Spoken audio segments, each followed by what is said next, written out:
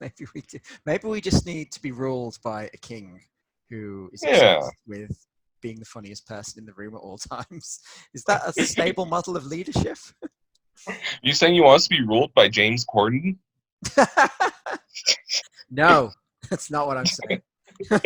You have misinterpreted me, sir.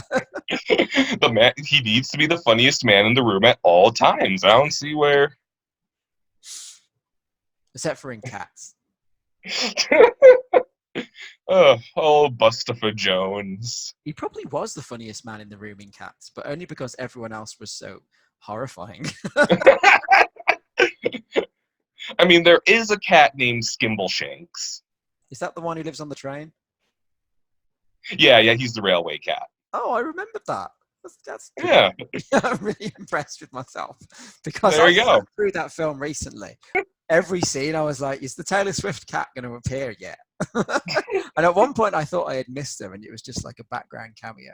And I was very disappointed. And I lost the will to live. And I briefly left the room and considered killing myself when, Oh my when Judi Dench raised her CGI leg into the sky. Um, but then I came back and braced myself and I was like, oh, there she is. How about when Judi Dench directly addressed the audience at the end of the film? And like looks right into the camera for like 10 unbroken minutes. If you have a cat, please make sure to treat your cat well. I've been Judi Dench. Yeah, very. I've never watched anything more jarring in my life than, than that film. Nothing could have prepared me. There's another bit Oh with my god. Judi Dench where she I think she's singing a song, but she just rambles on, and it's she's just like vomiting this dialogue about what is it she says? I'm assuming something like related to like the nature of cats in the Jellicle world. That was mostly it. They never Yeah. explain what a jellicle cat is. That was another gripe I had with the film. The first scene, everyone's singing jellicle, jellicle, jellicle. They never tell you what it is. As someone who unironically really likes the original musical, I kind of like the layer of mystique, but it's kind of like if you gave cats the ability to give you their interpretation of what something is, because that's just what they call themselves, I think. Because they don't, we just have no concept of what's in their heads. That's why it's so much like gibberish and nonsense, which I know is a total non-solution, but that's kind of the charm for me.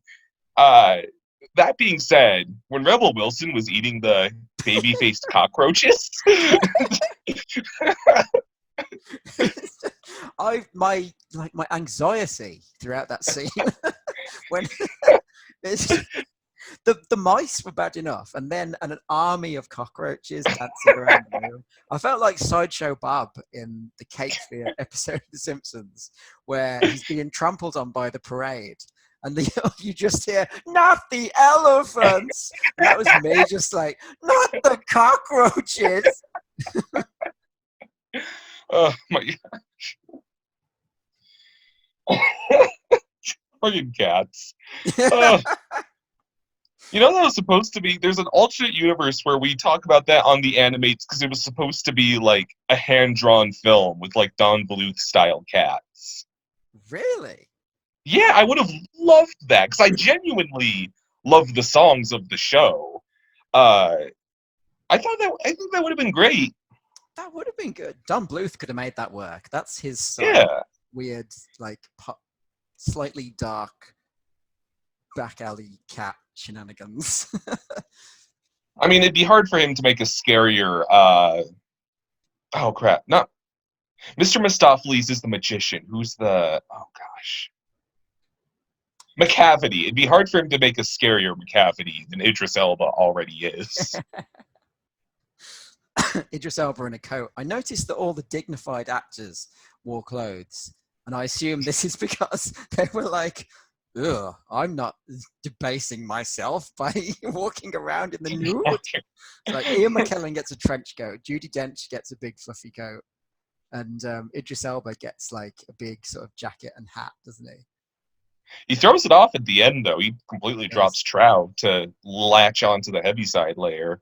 he does. Ray Winston doesn't though. Ray Winston cat keeps his little sailor outfit on Oh, yeah.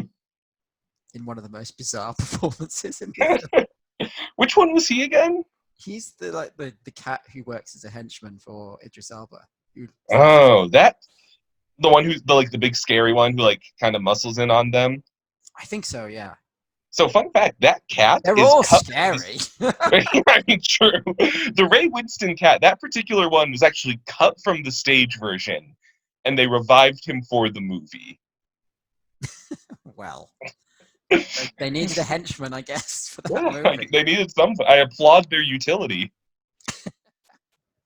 Why did they choose Ray Winston? Is Ray Winston a well-known Broadway singer? I'm not even familiar with him, to tell you the truth. That's not actually. Let's see. He's usually like Cockney sort of gangster type characters, or Hmm. you can't sing though. None of them can. Well, some of them can. Taylor Swift can. I didn't mean to direct that towards you, Taylor. But the rest of them. Who did Memory? Was that crap? Jennifer Hudson? I think it was. Yes, I thought she was actually really good. I really liked that version of that song. She was good, actually. I take back my criticism. Who else was in it? I think we've been through Let's see. the full horror of all the cast. You don't like Jason Derulo? No. The Rum Tum Tugger is a curious cat. Which one was Rum Tum Tugger again? That was Jason Derulo. That was Jay. Who was the magician? That's no, that's Mr. Mistopheles. I can't remember who played him.